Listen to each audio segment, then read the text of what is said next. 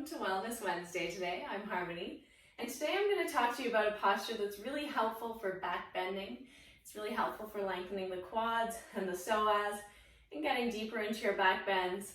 It's also very restorative and it's good for your knees, but only when you listen to your body. So it can help to flush out the knee and clear out some of that debris and cartilage floating around in there. It's called Supta Virasana, so the sleeping hero's pose. I think many of you are familiar with it.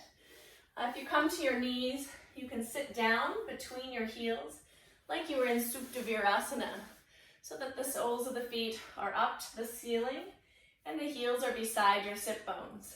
Now, if you're having trouble bringing the sit bones right down to the floor so that you feel supported, you can take a block or a bolster and sit up on top, and you'll still get the same benefits.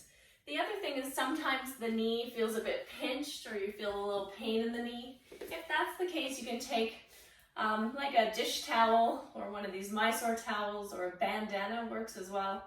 You can place it behind the knee really tight and then close the knee so that it's hugging and gripping this towel or bandana, and it will create just a little bit of space. It needs to be kind of thin, but enough to create a bit of space behind the knee, and that can also really help if you're experiencing some pain or pinching in the knee area. So once you get into this position, if you're up on a block, you're only going to want to come back down towards the elbows. So as you come down, you want to tuck the upper shelf of the buttocks underneath you, so the fleshy, meaty part of the bum, and you're going to come back down to the elbows and hang out here in this position. And you can breathe here. Keep trying to tuck the pelvis and then relax down so that you're stretching through the fronts of the legs. And if you start to feel some pain or some strong sensation in the knee, you want to stand right up and come right up, not just to kneeling. You need to stand right up and kind of move the knees. You could do some rises. You could do some of this kind of knee bending, Bikrami one, or downward dog. But you need to flush the knee joint with blood, and then you can go back into the position. So if it's an easy position for you and you can sit with your sit bones grounded on the floor, the same principle works. You're going to tuck the pelvis, so you really have to get that meaty, fleshy part of the bum underneath. It's maybe a little more difficult for some of us than others. And then come back to the elbows and hang out here. And if you feel pretty good here, then lift the pelvis, tuck again so that you're really getting into the fronts of the legs. And then you want to lie all the way down.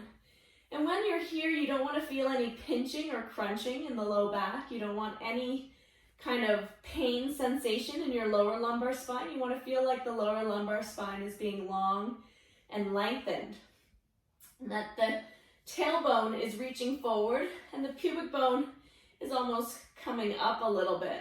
You won't really be able to tuck the pelvis here, but you want to feel that sensation so that the stretch is isolated more to the quads and then into the psoas area a little, as you keep that upper shelf of the buttocks tucking underneath you. And every once in a while you might need to readjust, especially if you have a propensity to have that anterior tilt or posterior tilt in the pelvis where you're back bending a lot. You really want to pull the belly in and try and flatten the stomach down, and then keep the glutes relaxed and released after you tuck. So as you're tucking, the glutes will probably activate, and then as you release and lengthen, you want the glutes to relax so that you're able to lengthen through the front of the body and keep the low back free from any kind of pinching or gripping or painful sensation. And you can stay here for as long as you are able to. Maybe you can even have a nap in this position, Supta Virasana, the sleeping hero. And then once you've had enough, or once you start to feel like your knees are screaming at you, or your ankles, sometimes that can be a problem as well, then same thing. You want to come right up, tuck the toes under, and then press up, push right up to a standing position, and then walk through the legs. Let the blood flush through the knees and clear out any little bits of debris in there. And you can just kind of Take your time here, spend some time pushing the blood back through the knees. And then when everything feels normal again, you can go back into the position. You can do this for as long as you would like. The knee is an avascular joint, so it's difficult to get fresh blood flow through there. So sometimes that's why we get a lot of knee problems, is it's not getting a lot of good circulation. So this can really help, but it only helps if you listen to your knees and listen to your body. If you're feeling a really strong sensation telling you it's enough, that you need to stand up, you need to respond and respect that sensation, respect your body, and stand up and walk through the legs, push the blood back through the knees, do some rises, do some knee bends, and allow the knees to heal that way.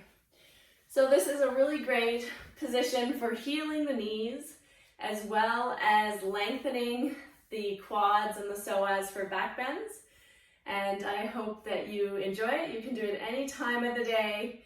You don't need to kind of be warmed up really for it. Your body will get warm as you're doing it. And just listen to your knees, listen to your low back, no pinching or crunching in the lower lumbar spine, and respond appropriately, coming out when you need to.